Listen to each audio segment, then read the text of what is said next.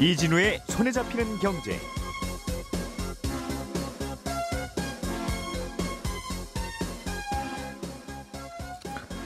안녕하십니까, 이진우입니다. 손에 잡히는 경제가 뽑은 오늘의 숫자는 40년입니다.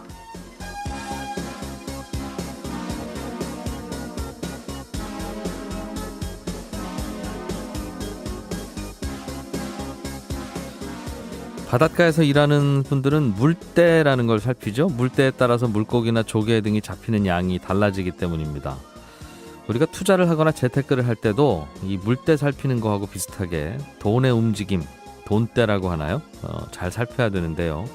요즘 국내외 채권 금리가 상승하면서 돈이 요동치는 모습이 나타나고 있습니다. 특히 지난해 하반기부터 오르는 듯하던 미국 10년 만기 국채 금리가 밤새 더 많이 올라서 2014년 4월 이후에 거의 4년 만에 최고치를 기록했는데요.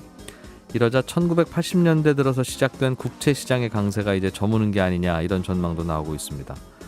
이 채권이라고 하는 게 마치 월세 받는 아파트하고 비슷해서 시중금리가 낮아질 때가 강세장이라고 부르는 건데요. 근데 이제는 시중금리가 계속 이제 오르는 쪽으로 분위기가 바뀌었다는 뜻이고, 이 전망이 들어맞는다면 지난 40년 가까이 계속됐던 채권 강세장, 금리 하락의 흐름이 바뀐다는 뜻입니다.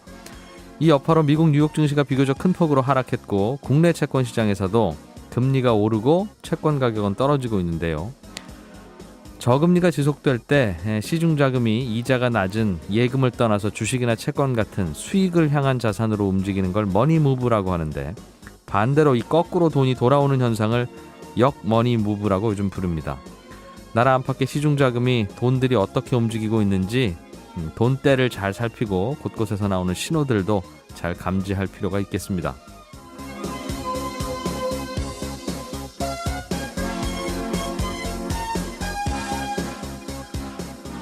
예, 1월 31일 손에 잡히는 경제입니다. 지금은 신용등급을 1등급부터 10등급까지 등급제로 운영을 하죠. 그런데 앞으로는 신용등급이 몇 등급이다 이렇게 이야기하지 않고 점수로 1000점 만점의 점수제로 바뀐다고 합니다.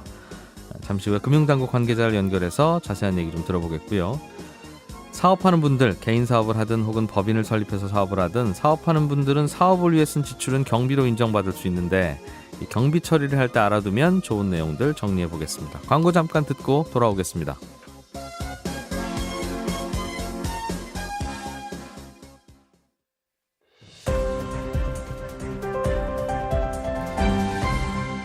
이진우의 손에 잡히는 경제. 한국경제TV 김치영 기자와 함께 경제 뉴스 살펴봅니다. 어서 오십시오. 네, 안녕하세요. 삼성전자가 액면 분할을 했네요. 네, 50대 1이니까 주식 한 장을 50장으로 쪼개는 거죠? 네, 맞습니다. 아침에 지금 이 뉴스가 나와서 주식시장이 좀 많이 삼성전자에 영향을 받는 것 같은데요. 오늘 이사회를 열고 주주가치 제고를 위해서 50대 1의 주식 액면 분할을 결의했다, 이렇게 밝혔습니다. 예. 지금 현재 삼성전자의 액면가가 주당 5,000원이거든요. 이게 50대 1로 액면 분할을 한다 그랬으니까 액면가가 5,000원에서 100원이 된다, 이런 의미가 되겠고요. 네. 이건 무슨 의미냐? 지금 현재 삼성전자 주가가 한 250만 원 정도 합니다. 지금 오늘 좀 많이 올라서 260만 원까지 가고 있는데요. 이 주식이 한 주가 50개로 쪼개지는 것과 같은 효과를 내거든요. 5만 원이 되겠네요, 그럼. 그렇죠. 그러니까 250만 원짜리 주식이 그러니까 5만 원이 되고, 네. 250만 원을 갖고 있었으니까 5만 원짜리 50개를 받게 된다, 이런 의미가 되는 거죠. 이게 샐러리맨으로 생각하면 월급 봉투 하나 받는 걸 예. 하나 들어보니까 얼마 들었어? 200만 원 들었네? 네, 그거를 10만 원씩 나눠서 월급 봉투 20장으로 받는 거하고 같아서 그렇습니다. 이게 월급 올라가는 건 아닌데 그렇죠. 주가는 액면 분할을 호재로 오르네요. 왜 그래요? 이거는 사실 뭐 조금 구분을 해야 될 게 있는데, 그 주식시장에서 이제 주식 수가 늘어나는 것들이 몇 가지 이벤트가 있습니다. 그러니까 예. 지금 말씀하신 액면 분할도 주식 수가 늘어나는 거죠. 그러니까 아까 쪼갠다고 말씀드렸으니까 주식 수가 크게 늘어나는, 비율에 따라서는 크게 늘어나는 상황이 나오고요. 그리고 무상증자나 유상증자 등 증자를 하면 또 주식 수가 크게 늘어납니다. 네. 근데 다만 이 두 개의 차이는 뭐냐? 액면 분할은 있는 주식을 쪼개서 나눠주는 거기 때문에 뭐 아무 변화 없는 거죠. 돈이 들어오거나 이런 변화가 아무것도 없습니다. 예. 다만 증자라는 것은 외부에서 자금을 조달하든 아니면 네. 내가 기업에서 남는 돈을 다시 주식으로 발행해서 회사에다 집어넣든 해서 자본금이 늘어나는 효과가 있거든요. 그래서 그렇게 본다라고 하면 사실 회사에 돈이 늘어나거나 투자가 늘어난 게 아니기 때문에 아무 변화가 없어야 되는데 네. 다만 심리적인 효과를 발휘를 합니다. 그러니까 250만 원짜리가 삼성전자 주가가 아까 5만 원으로 떨어진다 그랬잖아요. 네. 그러면 한 주 사는데 250만 원 들여서 사야 되는 사람들이 예. 삼성전자 5만 원이 됐거든요. 그러면 이제 나도 좀 투자할 수 있겠네? 라고 생각하는 사람들이 늘어날 테고요. 두 번째, 갑자기 돈이 필요한데 삼성전자는 도저히 팔 수가 없는 거예요. 한 주 팔아버리면 이제 사기가 힘드니까. 근데 5만 원으로 50장을 받았잖아요. 그럼 뭐 한 두세 주는 팔 수 있지? 라고 해서 파는 사람도 생기고 그래서 거래가 굉장히 활발해지고 추가로 살 사람들의 수요가 늘어난다는 입장에서 네. 좋은 기업들 같은 경우에는 이렇게 액면 분할을 발표하면 심리적으로 주가를 올리는 효과를 발휘를 하는데 경험상 늘 액면 분할은 호재로 작용을 했죠. 단기간으로는. 그렇습니다. 기업 그래서 가치에 영향을 줄수 없으니. 당장 오늘 지금 삼성전자 주가 거의 6%가량 오르고 있는 상황이죠. 예. 이게 참 사람 심리라는 게 그래요. 그러니까 10,000원짜리 갖고 가서 네, 가게 가서 1,000원짜리 10장으로 바꿔주세요 하면 바꿔주잖아요. 그렇죠. 아무런 달라진 게 없는 건데 네, 마음은 또 뿌듯하다는 거잖아요. 뭔가 10장? 지갑이 빵빵해졌지 10장이나 않습니까? 생겼네? 지금 이 느낌인 건데 그렇습니다. 그렇게 생각하면 참 허황된 주가 상승이라고도 볼 수 있지만 또 반대로 정수기 하나 갖다 놓으려고 하는데 얼마예요? 물어보면 100만 원이래요. 네, 그럼 이제 못 사고 돌아오는데 한 달에 5만 원씩 20개월만 내시면 돼요. 그러면 똑같은 거지만 5만 원이면 낼 수 있지 않는가? 네, 이런 쓸수 생각하면서 있지 이런 생각이 사잖아요. 들죠. 네, 맞습니다. 그렇게 생각하면 또 액면 분할이 주가를 올리는 요인으로 설명도 가능한 것 같고. 알겠습니다. 그러면 이미 삼성전자 주식을 갖고 있는 분은 예. 뭐 어떻게 대응해야 돼요? 그냥 갖고만 있으면 됩니까? 그럼 내 주식 숫자는 쪼개지면서 주가는 내려가고 자동으로 그렇게 조절돼요? 그렇습니다. 이게 이제 그 주총의 결의 사항이거든요. 그래서 이사회에서는 결정을 했고요. 주주총회 안건으로 넘겨서 안건이 결의가 된다라고 하면 오늘 3월 23일에 정기주총에서 이제 이걸 결정을 할 예정이고요. 네. 결정이 되면 그 다음에 이제 주식 액면 분할을 단행하는 일자들이 나오게 됩니다. 그러면 단행하는 날 이제 가지고 있는 분들은 아까 말씀하신 대로 한 장의 주식이 50장으로 변해서 자기 그 주식 잔고에 예를 들어 나는 삼성전자 한 주를 가지고 있었으면 50주로 바뀌어 있는 거죠. 자고 나면 예. 주식은 왜 이렇게 늘어났지? 그러나 더해 보면 가격은 똑같고. 근데 주가를 보니까 왜 이렇게 낮아졌지? 이런 느낌을 갖게 되는. 그렇습니다. 근데 이게 사실 2014년도에 한번 이슈가 됐던 거거든요. 삼성전자를 액면 분할을 하자 안 하자. 흔히 말하는 국내에서 황제주라고 불리는 주식들이 있었죠. 그러니까 네. 한 주당 가격이 100만 원 이상 되는 주식들이 몇 개 있어요. 그래서 너무 비싸니 접근성이 떨어지니까 이걸 액면 분할을 좀 해줬으면 좋겠다라는 요구가 좀 많았습니다. 당시 요구를 촉발시켰던 게 뭐 삼성전자하고 대치점에 있는 글로벌 기업인 애플이라는 회사가 네. 2014년도에 한 주 주식을 7주로 분할하는 주식 분할을 결정하면서 네. 물론 주가도 그 당시에 더 올랐고요. 뭐 단기적으로 여기도 영향을 받았던 것이죠. 삼성전자도 좀 이렇게 해줘서 많은 사람들이 투자를 할 수 있게 해달라는 요구가 굉장히 많았었는데 당시 삼성은 받아들이지 않았고요. 그 당시에 황제주로 불렸던 롯데그룹주의 한 주식이 있었고 그리고 이제 아모레퍼시픽이라는 화장품 회사의 주식이 있었는데 이 화장품 회사는 그 당시에 액면 분할을 받아들여서 했었고요. 뭐 어쨌든 그때 이슈가 3년 뒤에 지금 삼성이 다시 50대 1의 액면 분할을 하는 조금은 대규모의 액면 분할 뉴스가 나왔다. 이렇게 말씀을 드립니다. 100원이 우리나라에서는 허용하는 최저 액면가니까 더 쪼개기는 어렵겠네요. 그렇습니다. 김상조 공정거래위원장이 벤처기업들 대상으로 차등 의결권 도입을 고려해 볼 수 있다고 발언했다죠. 이 차등 의결권이라는 게 뭐예요? 지금은 우리나라 상법상 한 개의 주식에는 의결권 하나가 있다 이렇게 명확히 그 명시가 돼 있습니다. 그래서 전 국민이 투표할 때도 각자 한 표씩 행사하듯이 내가 주식을 하나 갖고 있으면 이게 뭐 오너든 창업자든 뭐 개인 투자자든 기관 투자자든 한 주당 한 개의 의결권을 가지고 있는 것이거든요. 네. 근데 이제 해외 사례들을 보면 차등 의결권이라는 것을 허용을 해주는 국가들이 있어요. 대표적인 게 이제 미국인데요. 창업주나 이런 사람들에게 너는 창업을 했고 이 회사에 계속 남아 있어야 되니 경영권을 좀 인정해 줄게. 그러니 너의 주식에는 한 주당 뭐 의결권이 10개, 네. 많게는 100개까지도 줄 수 있거든요. 이런 식으로 이제 차등 의결권을 국내에서도 허용하자라는 움직임이 최근에 좀 있었고요. 예전에 한번 잠깐 제가 이 소식을 전해드린 적이 있는데 몇 개 법안이 발의가 돼 있기도 합니다. 그래서 모든 기업에 하기는 좀 그렇고 이제 막 벤처 창업을 하거나 혁신 기업에 들어서 있는 아이디어가 좋은데 자금이 부족한 사람들은 초기에 여기저기서 이제 자금을 수혈하다 보면 네. 지분율이 굉장히 많이 떨어지게 낮아지죠. 되거든요. 예. 그러다 보면 아이디어를 갖고 시작했던 사람이 회사에서 쫓겨나는 상황도 벌어지고 그러니 아니면 쥐꼬리 많은 지분으로 쥐고 흔든다고 욕 먹죠. 예. 예. 그러니 보호해주기 위해서 이런 기업들에게는 차등 의결권을 좀 제한적으로 허용해주는 게 어떻겠느냐라는 얘기가 있었고요. 말씀하신 대로 김상조 공정거래위원장이 어제 벤처기업의 뭐 간담회에 가서 벤처기업의 경영권 보장을 위해서 차등 의결권을 허용하는 문제를 법무부와 긴밀히 협조해 보겠다라고 네. 발언한 것이죠. 쉽게 얘기하면 우리 회장님 주식은 한 주지만 이건 10표나 100표 행사할 수 있어요. 주총에서. 그렇습니다. 그런 거네요. 네, 맞습니다. 그러니까 회장님이 예를 들면 100배로 행사할 수 있는 거라면 1%만 갖고 있어도 나머지 주주들 다 이기는 거고. 네, 그렇죠? 10배 행사할 수 있는 주식이라면 10%만 갖고 있어도 나머지 주주들 다 이기는 거고. 예, 이러면 이제 벤처기업이 난 이 정도만 있으면 되니까 나머지는 다 외부 투자를 받자라고 할 그렇죠. 수는 적극적으로 있는데 자금 수요를 할 수는 있겠죠. 그러면 외부 투자는 90%를 가져봐야 그 회장님 못 이기는 주식을 왜 갖고 투자를 하려고 들어올 것이며 그거라도 갖고 있자 할 수는 있죠. 이 회사가 또 점점 커지면 결국 대기업 되는 건데 네, 우리는 또 대기업이 그런 짓 하는 건 또 싫어하잖아요. 그렇습니다. 그러면 덩치가 커지는 어느 순간 되면 회장님 그 주식 다시 이제 돌려내놓으십시오 할 수 있는 것도 아니고 이게 나중 생각을 좀 하고 고민을 해야 되는 문제 같은데요. 이게 좀 굉장히 복잡한 문제입니다. 그러니까 뭐 미국은 사실상 시장에 맡겨놓은 거거든요. 말씀하신 대로 투자자가 내가 차등 의결권이 도입된 기업임에도 불구하고 저 기업의 성장성을 보고 그리고 저 사람이 회사에 계속 남아 있어야 된다라는 차원에서 투자를 하고 나는 이익금만 받고 빠지겠다. 난 의결권은 상관이 없다라고 투자하는 사람이 있다면 뭐 너네들끼리 알아서 해라 이런 차원인데요. 네. 국내에서는 사실 그 대기업들의 지배구조 문제가 과거부터 지금까지 쭉 이어져 오고 있기 때문에 이게 잘못하면 대기업들의 지배구조에 악용될 소지가 있다 그래서 차등 의결권을 강력하게 막아온 상황이거든요. 네. 그래서 대기업은 제외하고 혁신 기업들 뭐 창업 벤처 기업들에 한해서 이걸 하자는 건데 이게 결국에는 나중에 큰 문제를 일으킬 수가 있죠.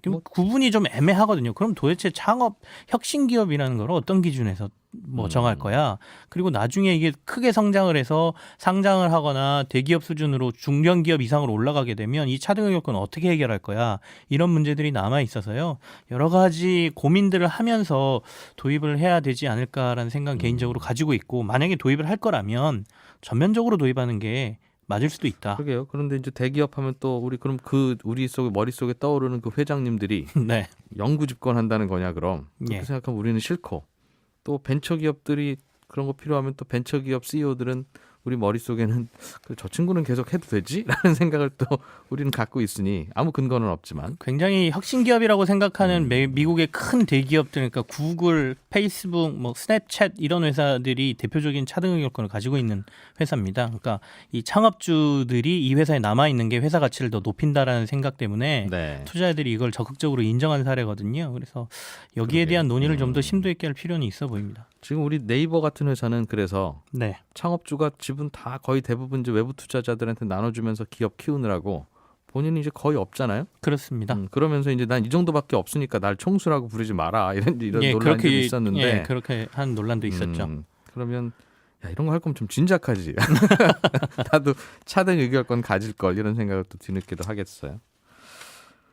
국토부가 부동산 가격이 자꾸 오르는 지역은 그동안 투기 지역입니다. 무슨 조정 지역입니다. 이렇게 발표를 했는데 네. 오히려 부동산 가격이 내려가는 지역은 위축 지역이라고 지정을 별도로 하겠다고 했군요. 이러면 왜 이걸 지정하는 거죠? 지금 이제 과열 지역을 막겠다라는 정책을 굉장히 많이 사용을 하고 있는데 서울과 수도권을 제외하면 나머지 지방 같은 경우에는 도리어 위축된 지역이 많다라는 얘기가 나오고 있지 않습니까? 그래서 네. 이걸 좀 온도차를 고려를 해서 정책을 다변화하겠다는 의지로 해석이 되고요. 또 서울 쪽의 아파트 가격만 이렇게 오르다 보니 상대적으로 이제 그 소외돼 있는 지역의 여러 가지 민심도 고려한 것이라고 보이거든요. 그래서 어제 김현미 국토부 장관이 지방 문제는 강남과 연계된 문제가 아니기 때문에 이 여러 가지 지방 아파트의 과다 공급 문제나 이런 것들을 해결하기 위해서 위축 지역 지정을 검토해 보겠다라는 발언을 했습니다. 그러니까 위축 지역은 여러 가지 기준을 가지고 이제 선택을 하게 되는데요.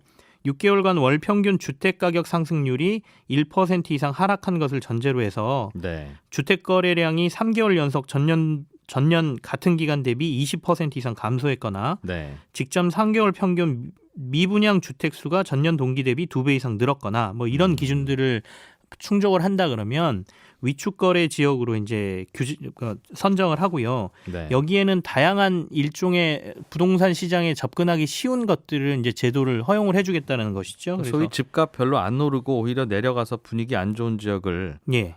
위축 지역으로 지정하겠다는 거네요. 그렇습니다. 그래서 첫 번째가 이제 뭐 청약 통장을 사용할 수 있는 거를 이런 위축 지역으로 선정이 된다라고 하면 뭐 청약 통장에 가입한 지 한 달이 지나도 1순위 자격을 준다든지 그 동네 사는 주민은 아니면 그 동네에 있는 아파트에 청약할 때는 그 동네에 있는 아파트에 청약할 때는 네. 뭐 알겠어요. 그리고요. 예. 뭐 그 외에 세제 지원하고 금융 지원도 할 수 있는 것을 검토해 보겠다라고 했는데 이건 확정된 게 아니기 때문에 그렇다라고 하면 결국에는 은행에서 돈을 더 많이 빌릴 그러네요. 수 있게 이 동네 아파트 살 때는 대출 많이 예, 해드릴게요. 위축 지역 같은 경우에는 여러 가지 규제를 풀어준다는 얘기가 되겠죠. 네. 그래서 그쪽의 부동산 경기를 어느 정도 너무 위축되지 않게 유지를 해보겠다라는 아이디어인 것 같습니다. 사실은 뭐 몇 년 전에 최경환 장관 있을 때 전국의 아파트값 살리려고 뭐 이럴 때 이때 이런 식으로 했죠. 사실은 전국 대부분을 이런 식으로 위축 지역으로 맞습니다. 지정해서 네. 저 대출도 풀어주고 이런 식으로 해서 아파트값 올렸는데 그때 썼던 수단인 것 같은데 그러면 그동안 그 부분에 대해서 비난했던 부분은 어떻게 설명을 할지 그건 좀 고민이겠네요. 이제 전국이 아니라 예. 뭐 투기 지역은 투기 지역으로 하고 따로 이렇게 선택적으로 그렇겠죠. 기준에 맞춰서 당연히 정책은 하겠다라는 그렇게 이제 해야 되는 것이고 것이겠죠. 그 당시에는 전국이 다 안 좋았으니까 네. 다 그렇게 한 건데 그때는 다 그렇게 무분별하게 다 했다고 비난을 했는데 결국은 이제 같은 정책이니까 다만 이제 지방 부동산도 또 살릴 부분이 있으니까요. 고민거리는 되겠습니다만 저는 걱정되는 게 네. 투기 과열지구라고 지정을 하면 사실은 올라가던 가격이 정부가 그렇게 지정하는 것 때문에 뭐 저항도 받고 견제도 받는 효과는 있어서 균형은 이룹니다만 내려가는 지역의 위축 지역이라고 낙인을 찍어버리면 정부가 그게 과연 그 부동산 시장을 오히려 저기는 안 오르는 곳인가 보다 이렇게 낙인 효과가 발생하지 않을까 싶어서 경제적으로는 그런 효과도 있을 수 있죠. 하지만 이제 명칭도 좀 잘 예. 고민해야 될 것 같습니다. 뭐 명칭보다는 앞서 말씀드린 원칙의 문제일 수도 있을 것 같습니다. 그러니까 부동산 시장을 어떻게든 인위적으로 정부가 평균을 맞춰보겠다. 예. 그리고 뭐 활성화를 시키겠다 아니면 다운시키겠다라는 정책이 사실상 시장에서 큰 효과를 발휘하지 않고 있기 때문에 이 부분에 대한 고민도 필요하겠죠. 예. 한국경제TV 김치영 기자였습니다. 고맙습니다. 네, 감사합니다.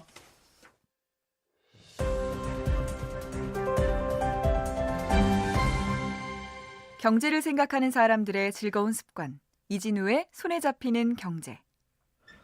네, 은행에 대출을 받으러 가서 대출 담당 직원하고 상담을 하다 보면 꼭 듣게 되는 말이 고객 신용 등급은 몇 등급입니다. 뭐 이런 얘기죠. 왜냐하면 이 신용 등급에 따라서 내가 대출 받을 수 있느냐 없느냐도 결정되고 또 얼마까지 대출 받을 수 있느냐도 결정되고 또 금리도 달라지고 그래서 그런 건데요. 지금은 신용 등급이 1등급부터 10등급까지 등급제로 되어 있는데 앞으로는 이걸 점수제로 바뀐다고 합니다. 그러니까 고객님의 신용 점수는 732점입니다. 뭐 이런 식으로 이야기를 듣게 된다는 거죠. 어떻게 달라지는 거고 어떤 변화가 예상되는지 금융위원회의 이한진 신용정보팀장을 전화로 연결했습니다. 안녕하십니까? 예, 안녕하세요. 지금은 이 신용 등급이라는 거 고객님은 8등급입니다. 이러면 그걸 누가 매기고 있는 거예요, 지금? 예, 지금 이제 이 개인 내 신용 등급은 그 신용정보법에 따라서 허가를 받은 신용조회 회사들이 있습니다. 네. 크게는 지금 나이스 평가정보라는 회사와 그 KCB라는 신용조회 회사에서 네. 그 소비자의 어떤 그 향후 이제 장기 연체가 발생할 가능성을 통계적 방법으로 분석을 해서 네. 개인 신용 평점을 산출하고 이걸 이걸 갖다가 이제 구성비나 여러 가지를 고려해서 10개 집단으로 구별해서 1등급부터 10등급까지 개인 신용 등급을 부여하고 있는 체계입니다. 네. 그러니까 민간 회사 두 곳이 우리의 각종 정보를 바탕으로 각자의 이른바 신용 등급을 매기고 있다는 뜻이네요. 그렇습니다. 그건 이제 미국이나 다 이런 마찬가지겠죠. 다른 유수 국가도 마찬가지입니다. 예. 국가 신용 등급도 뭐 민간 회사가 하는데요, 뭐. 아, 그렇습니다. 예. 예, 그건 조금 이쪽에 개인 신용 등급하고는 조금 다르긴 하죠. 네. 그러면 은행 가서 대출 받을 때도 은행들도 그 등급을 갖고 와서 판단을 합니까? 기본적으로는 은행 같은 대형 금융 회사들은 예. 자체로 이제 수집한 정보를 토대로 자체 신용 평가 모형, 저희가 이제 크레딧 스코어링 시스템이라고 CSS라고 해가지고요. 자체 CSS 모델을 가지고 있고요. 아, 은행은 또 별도로 다른 정보가 있어요? 그렇습니다. 그럼에도 불구하고 이제 신용 조회사들이 이제 거의 한 커버리지가 한 4,500만 명 정도 되거든요. 예. 그러니까 그 CSS 등급을 자기 시비사가 제공하는 신용조회사가 제공하는 등급하고 결합해가지고 여신할 때 이제 하고요. 근데 요렇게 이제 자체 신용평가 모형이 갖춰지지 않은 뭐 예를 들어서 저축은행이나 상호금융이나 이런 데는 자체적인 신용평가 모형이 없으니까 네. 12등급을 그대로 이제 그 여신 외부에 회사에 반영하는 거죠. 신평사들이 만든 등급 그대로 쓰고 대학하고 그렇습니다. 비슷하네요. 내신 등급 그냥 써서 내신으로만 뽑는 대학도 있고 예. 각자 본고사를 하든 면접을 하든 해서 각자 판단도 하고 내신도 참고하고 하는 대학도 있고 그런 것처럼. 그렇습니다. 업권별로 조금 이제 그 자신의 어떤 리스크 관리 능력에 따라서 좀 알겠어요. 차등화되어 있는 것 같습니다. 신용 등급이라고 하면 어른들의 내신 등급이네요. 그러니까. 알겠어요. 예. 그런데 지금까지는 1등급부터 10등급까지로 되어 있는데 이걸 1000점 만점의 점수제로 바꾼다는 건 바꿀 수는 있을 것 같아요. 과거에 10등급은 뭐 0점부터 100점까지 있을 것이고 제일 높은 1등급은 900점 이상으로 하면 할 수는 있는데 예. 이게 왜 굳이 그렇게 바꾸시려고 하는 겁니까? 등급제가 뭐가 문제가 있었어요? 이게 이제 방금 죄송합니다. 산출 과정을 말씀드렸다시피 1점부터 1000점까지의 어떤 개인의 신용 점수는 산출하고 있었습니다. 근데 이제 그걸 방금 말씀하셨던 것처럼 이렇게 집단별로 이렇게 등급화한 건데 네. 그러다 보니까 이게 크게 본다면 리스크 평가가 세분화되지 못하고 특히 이제 어떤 등급 간의 저희가 절벽 효과라고 보는데요. 예. 그러니까 이게 한 등급에 이게 보면은 한 어떤 데는 300만 명, 많으면 막 1000만 명씩 넘는 개인이 몰려 있습니다. 알겠어요. 그러다 보니까 뭐 저희가 어제 그 말씀을 한번 보도자료를 통해서 말씀드리긴 했는데 신용 점수가 664점인 어떤 개인분이 계시면은 그 아시다시피 이제 그 6등급까지는 그나마 제도권 금융을 이용할 수 있지만 네. 7등급부터는 사실 제도권 금융을 이용하기가 어렵고 뭐 연체 경험이 있거나 다중 채무자인 분들이 주로 7등급 이하가 되는데요. 네. 이런 분들은 664점이면 딱 턱걸이인데 7등급으로 분류가 되고 있거든요. 현행 예. 체계 내에서는. 네. 그러면은 제도권 금융에서 대출을 받으려고 하면 본인은 7등급이시니까 안 됩니다. 라고 하게 되고요. 근데 이제 점수제로 하게 되면 사실은 그분은 지금 665점 받았던 6등급분하고 유사하게 취급을 받는 게 상식적이지 않겠습니까? 네. 그러니까 이제 그런 의미에서 리스크 평가가 세분화되면은 금융 이용의 문턱을 알겠어요. 넘어설 수 있게 된다라는 효과가 그러니까 은행들 있습니다. 입장에서 점수를 보면 이분은 사실상 7등급이긴 하나 거의 6등급과 마찬가지인 7등급이네라고 생각하고 빌려줄 수도 있다는 거죠.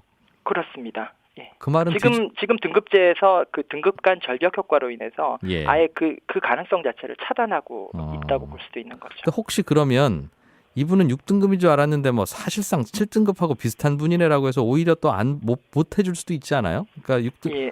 그동안에는 이분은 6등급이라고 하면 이분이 664점인지 700점인지 알 수 없으니 그냥 예. 6등급인가 보다 하고 빌려줬는데 실제로 점수를 보고 나니까 이분은 예. 뭐 거의 간신히 6등급이네 불안하다 이런 생각을 할 수도 있지 않습니까?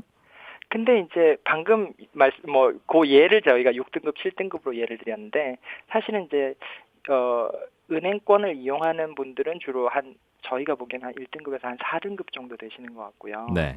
보통 이제 은행 제2금융권 이용하시는 분들이 5, 6등급 요 정도 이용하시는 것 같더라고요. 7등급 넘어가면 이제 그렇고요. 네. 근데 지금은 아예 그게 등급이라고 하는 걸로 선이 그어져 버리니까 이용할 수 있네 없네의 어떤 그 딱 경계가 서버린다는 거고요. 알겠어요. 더 나가서 보면은 이게 어떤 제도가 바뀔 때 모든 국민에게 다 혜택을 주는 제도를 설계하기란 좀 쉽지 않지 않겠습니까? 그런 다만 제도가 이제- 있으면 다 벌써 도입하죠.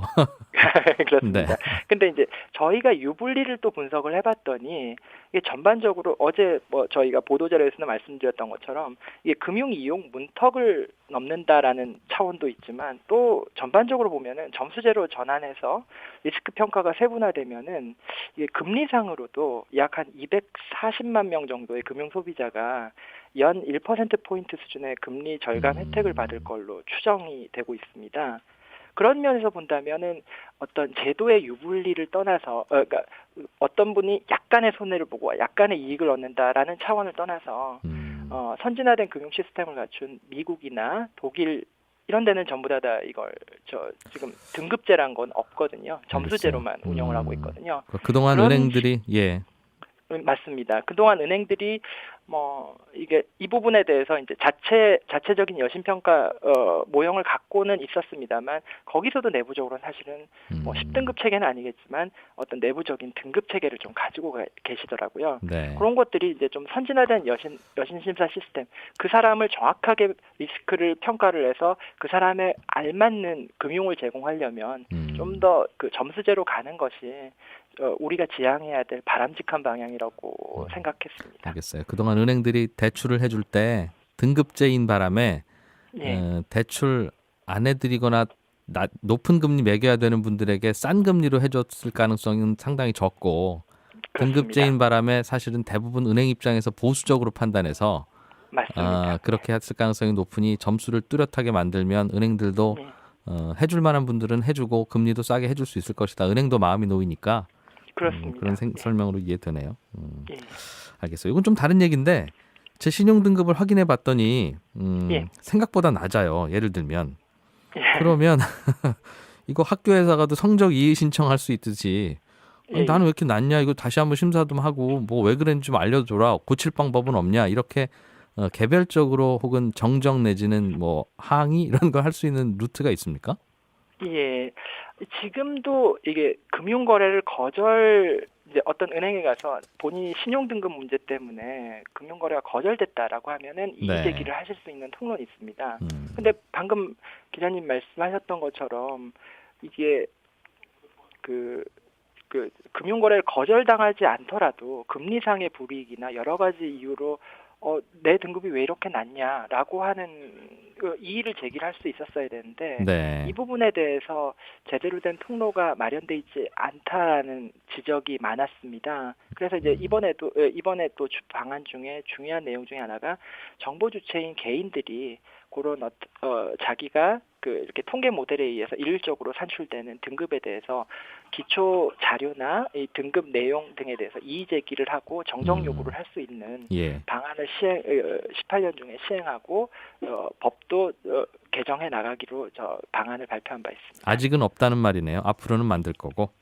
예, 일단은 은행권이나 전 업권에서 어제 이제 저희가 이제 김용범 부위원장님 주재로 간담회를 가졌었는데 네. 거기서도 이런 부분에 대해서는 취지에 공감하시면서 전반적으로 올해 내로 이렇게 법이 만약에 아직 미비하더라도 그런 시스템을 갖춰 나가기로 좀 이렇게 협조를 하시기로 말씀을 나누었습니다. 알겠습니다. 금융위원회 이한진 신용정보팀장이었습니다. 설명 감사합니다. 고맙습니다. 감사합니다.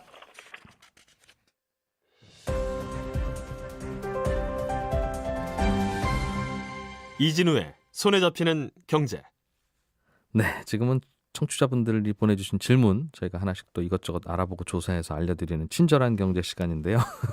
어제 비상장 주식, 장외 주식 거래와 관련해서 인터뷰를 하다가 저희가 못다한 내용이 있어서 오늘 좀 이어서 하기로 했어요. 오늘 친절한 경제는 하루 쉬고 어제 못다한 인터뷰 좀 이어가겠습니다.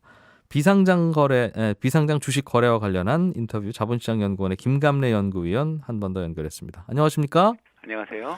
예, 어제 설명해 주시다가 시간 당서희가 못 들었던 게 네네. 비상장 주식이라고 하는 건 투자를 굳이 하는 이유가 상장 네네. 주식도 뭐 1000개, 2000개가 넘는데도 그거 안 하고 굳이 비상장 주식 하는 이유가 이때 샀다가 나중에 이제 상장되고 나서 팔면 큰 돈 된다 이것 때문에 그런 건데요. 네네.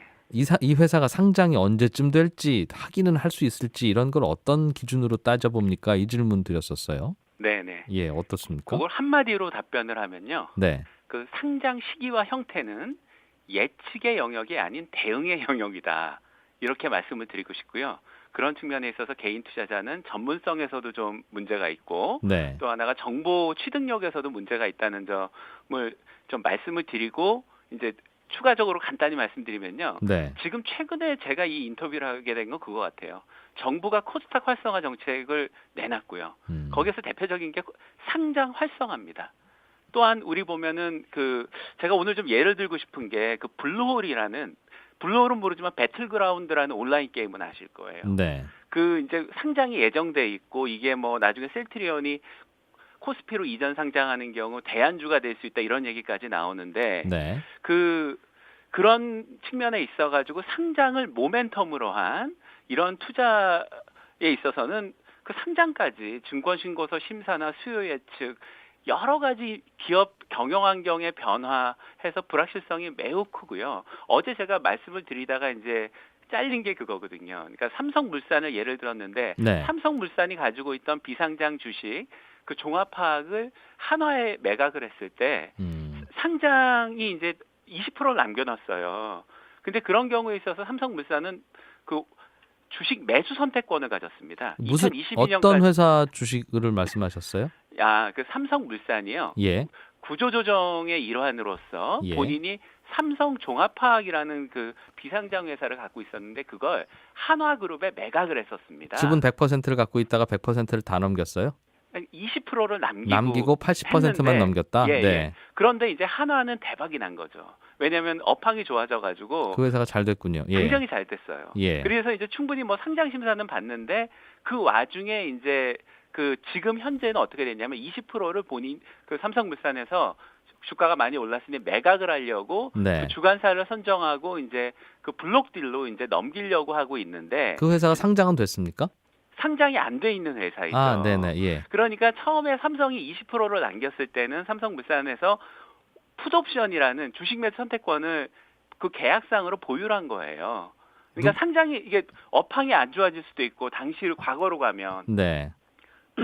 상장이 안 될 수도 있으니까 근데 20% 지분은 그러면은 휴지 조각이 될 수도 있잖아요. 삼성물산 입장에서는. 네. 하지만 지금 100% 그러니까 예컨대 보유 지분을 다 팔기에는 서로 이제 한화도 약간 이 업황이 어떻게 될지 모르고 하니까 위험을 서로 나눈 거죠. 다 사기에는 돈이 부족하기도 하고 부담스럽고 네네. 삼성도 다 팔기에는 좀 아깝고 예. 그래서 20을 남겨놨었다. 그러니까 남겨놨었고 지금 이제 업황이 좋아지니까 이제 그거를 굉장히 고가에 이제 한화에 팔던 것보다 훨씬 고가에 지금 팔려고 하는 그런 와중에 제가 말씀드리고 싶은 건 이런 겁니다. 기관 투자자들 사이에서 내지는 기업들 사이에서는 상장은 예측이 불가능하기 때문에 네. 자기들이 그 안전망을 둬요. 계약상으로. 예. 그게 이제 풋백 옵션이라고 하는 주식 매수 선택권이 될 수도 있고 그런데 개인 투자자들은 그런 권리가 없습니다. 그러면은 지금 상장을 모멘텀으로 하는 개인 투자자는 전문성도 없고 그다음에 아까 얘기한 그 삼성물산 하나 같은 그런 그 정보에 대한 접근성도 없어요. 그래서 매우 위험한 투자다라는 점을 염두에 두고 투자를 해야 된다는 겁니다. 그러니까 보통 기관 투자자들은 비상장 기업, 장외 기업에 투자할 때도 상장 이후에 주가 많이 오르면 그때 팔 생각하고 투자하는 것이지만 그렇죠. 혹시라도 상장이 안 되면 네네. 내가 이 산 주식 이자 쳐서 당신이 다시 돌려 받으시오. 그 계약서에 사인해야 우리가 투자하겠어. 이렇게 해서 사인한다는 뜻이에요? 그렇죠. 그러니까 그 다양한 형태로 이제 그걸 가지고 무슨 그래서 주식도요. 다양한 형태로 무슨 뭐 상환, 전환, 우선주 이런 식으로 해서 다양한 형태로 가져가는데 개인들은 그렇지가 않습니다. 그렇겠네요. 벤처기업 예. 입장에서는 기관 투자는 받고 싶고 아쉬우니까 그런데 사인하고라도 주는 거고 네네. 개인 투자자들이야 사시든 마시든 마음대로 하세요. 도대체 몇 주나 사시려고 전화하십니까? 이렇게 나오겠죠. 그렇죠. 네. 불리하다. 네네. 근데 주식시장은 상장 주식도 비슷하게 불리한 것 같아요. 그러니까 그걸 이제 우리가 정보 격차라고 하는데요. 예. 그 투자 대상 기업의 내부자하고 관련 전문 투자자하고 개인 투자자는 정보 격차가 엄청나요. 그렇기 때문에 근데 상장이 그나마 나온 거는 공시가 굉장히 강화돼 있고요. 알겠습니다. 또 불공정 거래가 있으니까 상대적으로 덜 위험하죠. 알겠어요. 그저 뭐 그런 위험도 있을 것 같고 혹시 이런 부분은 어떻습니까? 예를 들면 장외 주식을 샀는데 네네. 이 회사는 아주 좋은 회사니까 굳이 일부러 상장 안 할 이유도 없는 것 같고 해서 샀는데 네네. 좋은 회사라서 대기업이 그냥 그 회사를 인수해 버리더라. 상장을 안 하고. 네네. 그럼 내 주식도 그 대기업에 팔 수 있는 줄 알았더니 아니 그 대기업은 이 회사의 대주주 지분 한 50%만 사가고 네네. 나머지 소액주주 지분은 그냥 당신들이 계속 갖고 계세요. 이렇게 하고 넘어가더라. 그럼 네. 나는 이 주식 언제 어떻게 팔 수 있냐. 이런 고민하는 분도 계시더군요. 예, 그 좋은 지적이세요. 오늘 사실 그 외신에 보도가 된 루머가 하나 있는데요. 예. 아까 제가 얘기한 지금 핫한 그 블루홀이 이제 자회사로 펍지라는 회사를 가지고 있고 요 펍지가 배틀그라운드라는 그 전 세계 1위 게임의 사업 부분을 다 관리를 합니다. 네. 근데 마이크로소프트가 이 아잉온이라는 표현을 썼는데 배틀그라운드 요 펍지를 인수할 수도 있다라는 루머가 막 났어요. 그래서 시장에서 뭐 이제 뭐 여러 가지 이제 설왕설래가 있고 한데요. 만약에 배틀그라운드가 없는 블루홀은 뭘까요? 그냥 지금. 껍질이죠 뭐. 예. 뭐 그럴 수도 있겠죠. 물론 그 블루홀이라는 기업이 가지는 여러 가지 잠재적 가치를 의심하지도 않고 그 알겠어요. 기업들의 그 도덕성도 의심하지는 않지만 어쨌든 간에 상장만을 모멘텀으로 해가지고 투자한 투자자들 입장에서는 굉장히 좀 다양한 변화가 있다는 거를 아셔야 돼요. 이런저런 불리한 게임이라는 말이네요. 그렇죠. 예. 그러니까 경영 환경도 변화하고 제가 단적으로 말씀드리면요. 2017년에 어떤 일이 있었냐면 배틀그라운드가 출시되기 전에 이전에 우리가 잘 알고 있는 NHN 출신, 한게임 출신의 김범수 사단에서 이미 투자를 했어요.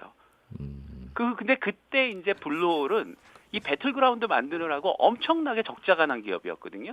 재무제표만 가지고서는 엄청나게 부실 기업이었어요. 근데도 그분들은 했고 엄청난 성공을 거뒀거든요. 알 수 없다는 거네요. 개인 투자자들은. 그렇죠. 그러니까 전문성의 차이가 있다는 거죠. 알겠습니다. 예, 자본시장연구원의 김감래 연구위원이었습니다. 고맙습니다. 예, 감사합니다.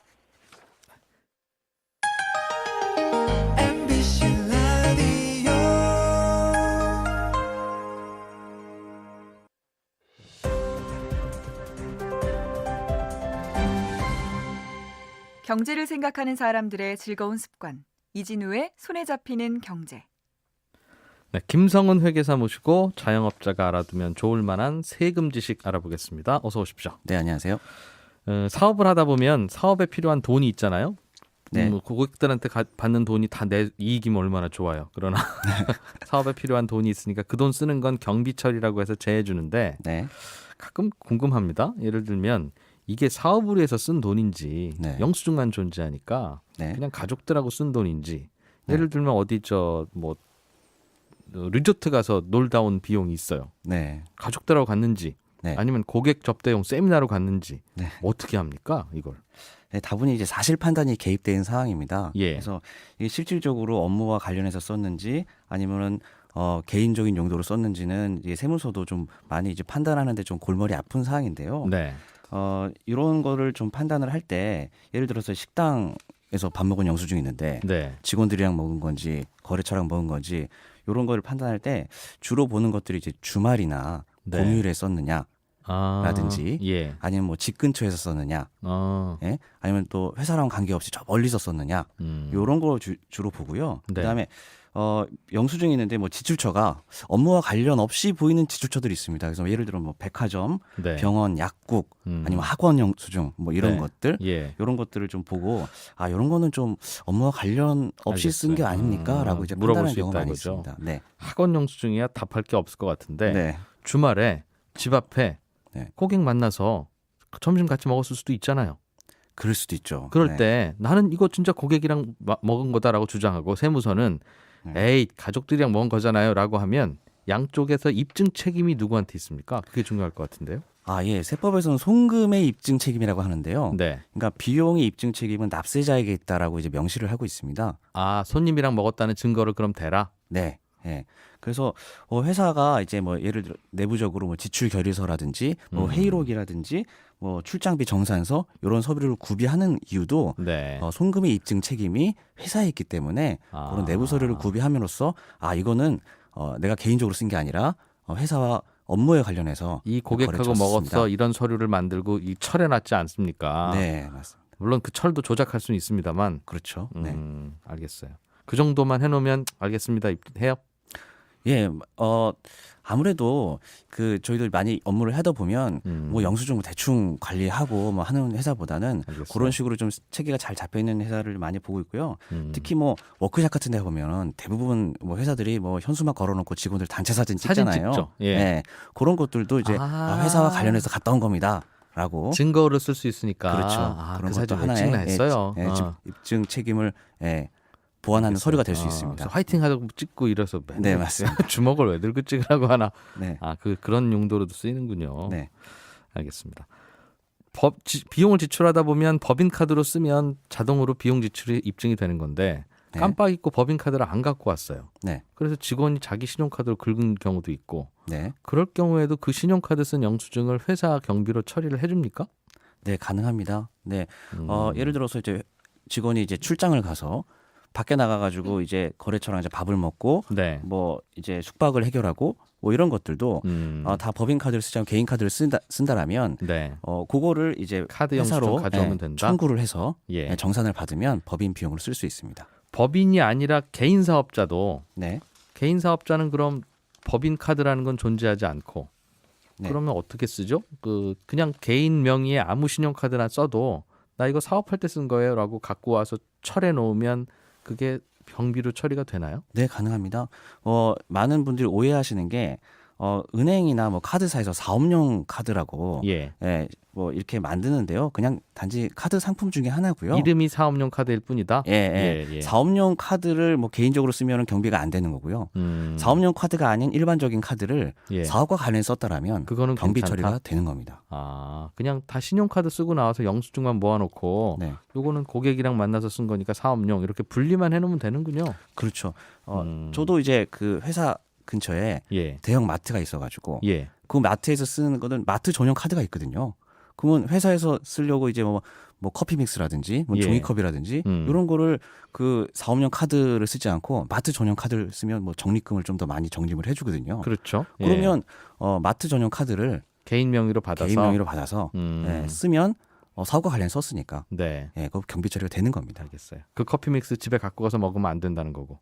그렇죠. 그러니까 그런 것만 피하면 된다. 네, 맞습니다. 알겠어요. 마지막으로 그럼 영수증 중에 저 영수증 갖고 가야 저 회사에서 지출 증빙해 줍니다 해서 받는데 네. 간이 영수증 끊어 주시는 곳들이 있어요. 네. 뭐 그런 거 철물점 가서 못 샀는데 영수증 주세요 그러면 간이 영수증 끊어 주는데 네. 그건 됩니까? 간이 영수증은 이제 이용을 못하게 할 수는 없고요. 네. 3만 원 이하라면 네. 간이 영수증 받아도 된다라고 그거 하고 있고요. 하고 3만 원 넘는 건 넘는다면 뭐 현금 영수증이라든지 카드 전표라든지 이런 걸 받아야 경비로 인정받을 수 있습니다. 알겠습니다. 용도는 관계없이 3만 원 이하면 되고 네. 그러니까 직원들이 밖에 나가서 밥 먹고 왔는데 둘이 김밥 사 먹었어요 하고 간이 영수증 주면 그것도 된다는 거네요. 네, 3만 원 이내라면 뭐 간이 영수증을 받아도 뭐 그 정도는 뭐 경비 처리 인정해주겠다 이렇게 네. 세법은 말하고 있습니다. 알겠습니다. 영수증 잘 모아놔야 되겠네요. 네, 맞습니다. 네. 그걸 영수증을 잘 모아두셔야 다 경비로 해서 소득세를 줄일 수 있습니다. 김성원 회계사였습니다. 고맙습니다. 다음 주에 뵙죠. 감사합니다. 네, 손에 잡히는 경제 오늘은 여기까지고요. 내일 오전 11시 10분에 또 오겠습니다. 이진우였습니다. CEO들은 우리 머릿속에는 저 친구는 계속 해도 되지? 라는 생각을 또 우리는 갖고 있으니 아무 근거는 없지만 굉장히 혁신 기업이라고 생각하는 미국의 큰 대기업들, 그러니까 구글, 페이스북, 뭐 스냅챗 이런 회사들이 대표적인 차등 의결권을 가지고 있는 회사입니다. 그러니까 이 창업주들이 이 회사에 남아 있는 게 회사 가치를 더 높인다라는 생각 때문에 네. 투자자들이 이걸 적극적으로 인정한 사례거든요. 그래서 여기에 그러게요. 대한 논의를 좀 더 심도 있게 할 필요는 있어 보입니다. 지금 우리 네이버 같은 회사는 그래서 네. 창업주가 지분 다 거의 대부분 이제 외부 투자자들한테 나눠주면서 기업 키우느라고 본인이 이제 거의 없잖아요. 그렇습니다. 그러면서 이제 난 이 정도밖에 없으니까 날 총수라고 부르지 마라 이런 논란이 좀 있었는데 그렇게 한 논란도 있었죠. 그러면 야, 이런 거 할 거면 좀 진작하지. 나도 차등 의결권 가질 걸 이런 생각을 또 뒤늦게도 하겠어요. 국토부가 부동산 가격이 자꾸 오르는 지역은 그동안 투기 지역입니다. 무슨 조정 지역입니다. 이렇게 발표를 했는데 네. 오히려 부동산 가격이 내려가는 지역은 위축 지역이라고 지정을 별도로 하겠다고 했군요. 이러면 왜 이걸 지정하는 거죠? 지금 이제 과열 지역을 막겠다라는 정책을 굉장히 많이 사용을 하고 있는데 서울과 수도권을 제외하면 나머지 지방 같은 경우에는 도리어 위축된 지역이 많다라는 얘기가 나오고 있지 않습니까? 그래서 네. 이걸 좀 온도차를 고려를 해서 정책을 다변화하겠다는 의지로 해석이 되고요. 또 서울 쪽의 아파트 가격만 이렇게 오르다 보니 상대적으로 이제 그 소외돼 있는 지역의 여러 가지 민심도 고려한 것이라고 보이거든요. 그래서 어제 김현미 국토부 장관이 지방 문제는 강남과 연계된 문제가 아니기 때문에 이 여러 가지 지방 아파트의 과다 공급 문제나 이런 것들을 해결하기 위해서 위축 지역 지정을 검토해 보겠다라는 발언을 했습니다. 그러니까 위축 지역은 여러 가지 기준을 가지고 이제 선택을 하게 되는데요. 6개월간 월 평균 주택 가격 상승률이 1% 이상 하락한 것을 전제로 해서 네. 주택 거래량이 3개월 연속 전년 같은 기간 대비 20% 이상 감소했거나 네. 직전 3개월 평균 미분양 주택 수가 전년 동기 대비 2배 이상 늘었거나 뭐 이런 기준들을 충족을 한다 그러면 위축 거래 지역으로 이제 선정을 하고요. 네. 여기에는 다양한 일종의 부동산 시장에 접근하기 쉬운 것들을 이제 제도를 허용을 해주겠다는 것이죠. 그래서 소위 집값 별로 안 오르고 오히려 내려가서 분위기 안 좋은 지역을 예. 위축 지역으로 지정하겠다는 거네요. 그렇습니다. 그래서 첫 번째가 이제 뭐 청약 통장을 사용할 수 있는 거를 이런 위축 지역으로 선정이 된다라고 하면 뭐 청약 통장에 가입한 지 한 달이 지나도 1순위 자격을 준다든지 그 동네 사는 주민은 아니면 그 동네에 있는 아파트에 청약할 때는 그 동네에 있는 아파트에 청약할 때는 네, 뭐 알겠어요. 그리고요. 예. 뭐 그 외에 세제 지원하고 금융 지원도 할 수 있는 것을 검토해 보겠다라고 했는데 이건 확정된 게 아니기 때문에 그렇다라고 하면 결국에는 은행에서 돈을 더 많이 빌릴 그러네요. 수 있게 이 동네 아파트 살 때는 대출 많이 예, 해드릴게요. 위축 지역 같은 경우에는 여러 가지 규제를 풀어준다는 얘기가 될 수 있거든요. 이런 식으로 이제 차등 의결권을 국내에서도 허용하자라는 움직임이 최근에 좀 있었고요. 예전에 한번 잠깐 제가 이 소식을 전해드린 적이 있는데 몇 개 법안이 발의가 돼 있기도 합니다. 그래서 모든 기업에 하기는 좀 그렇고 이제 막 벤처 창업을 하거나 혁신 기업에 들어서 있는 아이디어가 좋은데 자금이 부족한 사람들은 초기에 여기저기서 이제 자금을 수혈하다 보면 네. 지분율이 굉장히 많이 떨어지게 낮아지죠. 되거든요. 예. 그러다 보면 아이디어를 갖고 시작했던 사람이 회사에서 쫓겨나는 상황도 벌어지고 그러니 아니면 쥐꼬리만한 지분으로 쥐고 흔든다고 욕먹죠. 예. 예. 그러니 보호해주기 위해서 이런 기업들에게는 차등 의결권을 좀 제한적으로 허용해주는 게 어떻겠느냐라는 얘기가 있었고요.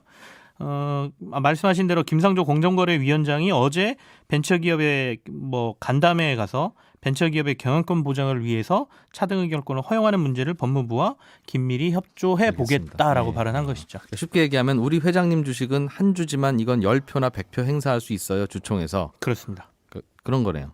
네, 그러니까 맞습니다. 그러니까 회장님이 예를 들면 100배로 행사할 수 있는 거라면 1%만 갖고 있어도 나머지 주주들 다 이기는 거고. 네. 그렇죠? 10배 행사할 수 있는 주식이라면 10%만 갖고 있어도 나머지 주주들 다 이기는 거고. 예. 이러면 이제 벤처기업이 난 이 정도만 있으면 되니까 나머지는 다 외부 투자를 받자라고 할 그렇죠. 수는 있는데. 적극적으로 자금 수요를 할 수는 있겠죠. 그러면 외부 투자는 90%를 가져봐야 그 회장님 못 이기는 주식을 왜 갖고 투자를 하려고 들어올 것이며 그거라도 갖고 있자 할 수는 있죠. 이 회사가 또 점점 커지면 결국 대기업 되는 건데 네.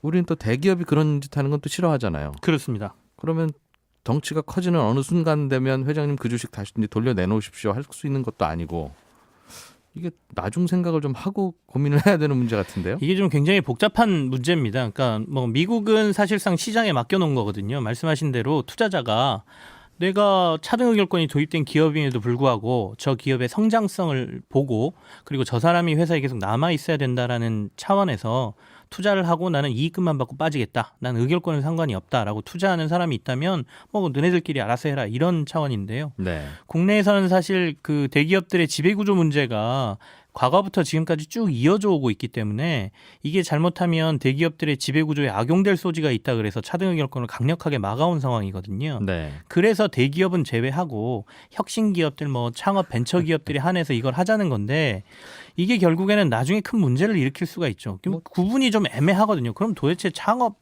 혁신 기업이라는 걸 어떤 기준에서 뭐 정할 거야? 그리고 나중에 이게 크게 성장을 해서 상장을 하거나 대기업 수준으로 중견기업 이상으로 올라가게 되면 이 차등 요건은 어떻게 해결할 거야? 이런 문제들이 남아 있어서요. 여러 가지 고민들을 하면서 도입을 해야 되지 않을까라는 생각 개인적으로 가지고 있고, 만약에 도입을 할 거라면 전면적으로 도입하는 게 맞을 수도 있다. 그러게요. 그런데 이제 대기업 하면 또 우리 속에 머릿속에 떠오르는 그 회장님들이 네. 영구 집권한다는 거냐 그럼. 그렇게 예. 생각하면 우리는 싫고, 또 벤처기업들이 그런 거 필요하면 또 벤처기업 쏘개는 거죠. 네, 맞습니다. 아침에 지금 이 뉴스가 나와서 주식시장이 좀 많이 삼성전자에 영향을 받는 것 같은데요. 오늘 이사회를 열고 주주 가치 제고를 위해서 50대 1의 주식 액면 분할을 결의했다, 이렇게 밝혔습니다. 예. 지금 현재 삼성전자의 액면가가 주당 5,000원이거든요. 이게 50대 1로 액면 분할을 한다 그랬으니까 액면가가 5,000원에서 100원이 된다, 이런 의미가 되겠고요. 네. 이건 무슨 의미냐? 지금 현재 삼성전자 주가가 한 250만 원 정도 합니다. 지금 오늘 좀 많이 올라서 260만 원까지 가고 있는데요. 이 주식이 한 주가 50개로 쪼개지는 것과 같은 효과를 내거든요. 5만 원이 되겠네요, 그럼. 그렇죠. 그러니까 250만 원짜리 주식이 그러니까 5만 원이 되고, 네. 250만 원을 갖고 있었으니까 5만 원짜리 50개를 받게 된다, 이런 의미가 되는 거죠. 이게 샐러리맨으로 생각하면 월급 봉투 하나 받는 걸 예. 하나 들어보니까 얼마 들었어? 200만 원 들었네? 네, 그거를 10만 원씩 나눠서 월급 봉투 20장으로 받는 거하고 같아서 그렇습니다. 이게 월급 올라가는 건 아닌데 그렇죠. 주가는 액면 분할을 호재로 오르네요. 왜 그래요? 이거는 사실 뭐 조금 구분을 해야 될 게 있는데, 그 주식시장에서 이제 주식 수가 늘어나는 것들이 몇 가지 이벤트가 있습니다. 그러니까 예. 지금 말씀하신 액면 분할도 주식 수가 늘어나는 거죠. 그러니까 아까 쪼갠다고 말씀드렸으니까 주식 수가 크게 늘어나는, 비율에 따라서는 크게 늘어나는 상황이 나오고요. 그리고 무상증자나 유상증자 등 증자를 하면 또 주식 수가 크게 늘어납니다. 네. 근데 다만 이 두 개의 차이는 뭐냐? 액면 분할은 있는 주식을 쪼개서 나눠주는 거기 때문에 뭐 아무 변화 없는 거죠. 돈이 들어오거나 이런 변화가 아무것도 없습니다. 예. 다만 증자라는 것은 외부에서 자금을 조달하든 아니면 네. 내가 기업에서 남는 돈을 다시 주식으로 발행해서 회사에다 집어넣든 해서 자본금이 늘어나는 효과가 있거든요. 그래서 그렇게 본다라고 하면 사실 회사에 돈이 늘어나거나 투자가 늘어난 게 아니기 때문에 아무 변화가 없어야 되는데, 네. 다만 심리적인 효과를 발휘를 합니다. 그러니까 250만 원짜리가 삼성전자 주가가 아까 5만 원으로 떨어진다 그랬잖아요. 네. 그러면 한 주 사는데 250만 원 들여서 사야 되는 사람들이 예. 삼성전자 5만 원이 됐거든요. 그러면 이제 나도 좀 투자할 수 있겠네? 라고 생각하는 사람들이 늘어날 테고요. 두 번째, 갑자기 돈이 필요한데 삼성전자는 도저히 팔 수가 없는 거예요. 한 주 팔아버리면 이제 사기가 힘드니까. 근데 5만 원으로 50장을 받았잖아요. 그럼 뭐 한 두세 주는 팔 수 있지? 라고 해서 파는 사람도 생기고, 그래서 거래가 굉장히 활발해지고 추가로 살 사람들의 수요가 늘어난다는 입장에서 네. 좋은 기업들 같은 경우에는 이렇게 액면 분할을 발표하면 심리적으로 주가를 올리는 효과를 발휘를 하는데, 경험상 늘 액면 분할은 호재로 작용을 했죠. 단기간으로는. 그렇습니다. 기업 그래서 가치는 영향을 줄수 없으니. 당장 오늘 지금 삼성전자 주가 거의 6%가량 오르고 있는 상황이죠. 예. 이게 참 사람 심리라는 게 그래요. 그러니까 10,000원짜리 갖고 가서 네, 가게 가서 1,000원짜리 10장으로 바꿔주세요 하면 바꿔주잖아요. 그렇죠. 아무런 달라진 게 없는 건데 네, 마음은 또 뿌듯하다는 거잖아요. 뭔가 10장? 지갑이 빵빵해졌지 10장이나 않습니까? 생겼네? 지금 이 느낌인 건데. 그렇습니다. 그렇게 생각하면 참 허황된 주가 상승이라고도 볼 수 있지만, 또 반대로 정수기 하나 갖다 놓으려고 하는데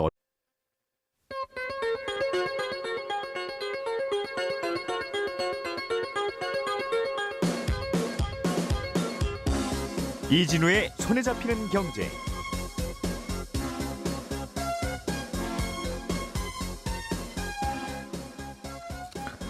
안녕하십니까, 이진우입니다. 손에 잡히는 경제가 뽑은 오늘의 숫자는 40년입니다.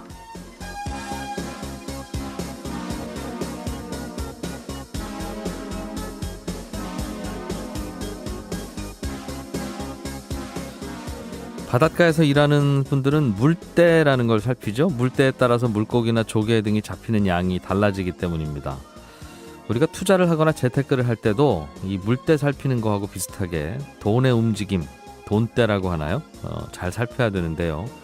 요즘 국내외 채권 금리가 상승하면서 돈이 요동치는 모습이 나타나고 있습니다. 특히 지난해 하반기부터 오르는 듯하던 미국 10년 만기 국채 금리가 밤새 더 많이 올라서 2014년 4월 이후에 거의 4년 만에 최고치를 기록했는데요. 이러자 1980년대 들어서 시작된 국채시장의 강세가 이제 저무는 게 아니냐 이런 전망도 나오고 있습니다. 이 채권이라고 하는 게 마치 월세 받는 아파트하고 비슷해서 시중금리가 낮아질 때가 강세장이라고 부르는 건데요.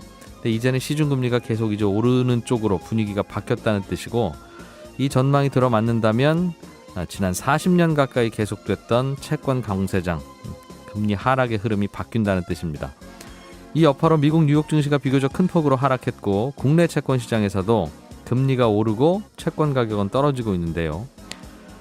저금리가 지속될 때 시중 자금이 이자가 낮은 예금을 떠나서 주식이나 채권 같은 수익을 향한 자산으로 움직이는 걸 머니 무브라고 하는데 반대로 이 거꾸로 돈이 돌아오는 현상을 역머니 무브라고 요즘 부릅니다.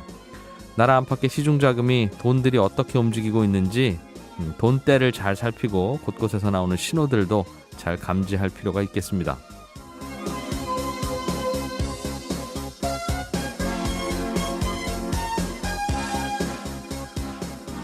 예, 1월 31일 손에 잡히는 경제입니다. 지금은 신용등급을 1등급부터 10등급까지 등급제로 운영을 하죠. 그런데 앞으로는 신용등급이 몇 등급이다 이렇게 이야기하지 않고 점수로 1000점 만점의 점수제로 바뀐다고 합니다.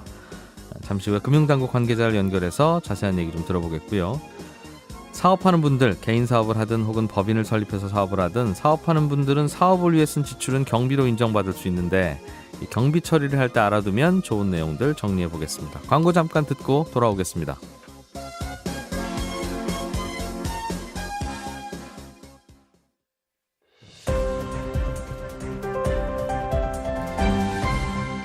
이진우의 손에 잡히는 경제. 한국경제TV 김치영 기자와 함께 경제 뉴스를 살펴봅니다. 어서 오십시오. 네, 안녕하세요.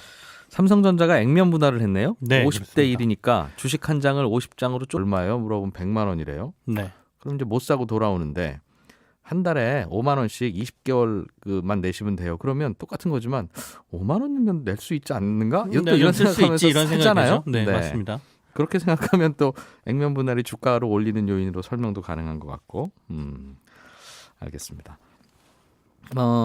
그러면 이미 삼성전자 주식을 갖고 있는 분은 예. 뭐 어떻게 대응해야 돼요? 그냥 갖고만 있으면 됩니까? 그럼 내 주식 숫자는 쪼개지면서 주가는 내려가고 자동으로 그렇게 조절돼요? 그렇습니다. 이게 이제 그 주총의 결의 사항이거든요. 예. 그래서 이사회에서는 결정을 했고요.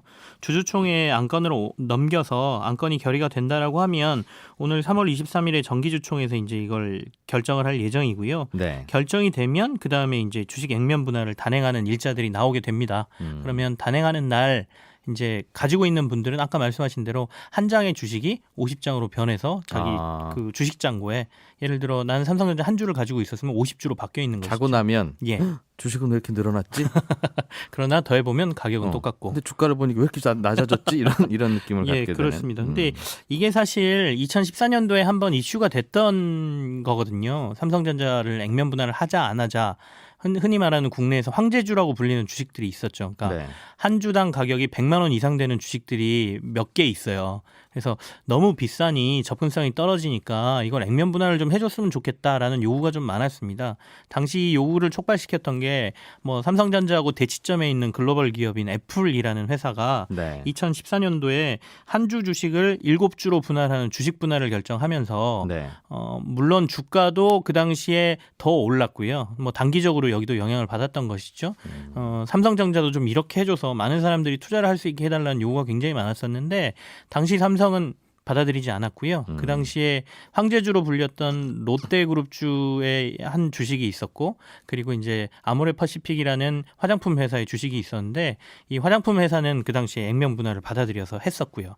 뭐 어쨌든 그때의 이슈가 3년 뒤에 지금 삼성이 다시 50대 1의 액면 분할을 하는 조금은 대규모의 액면 분할 뉴스가 나왔다. 이렇게 말씀을 드립니다.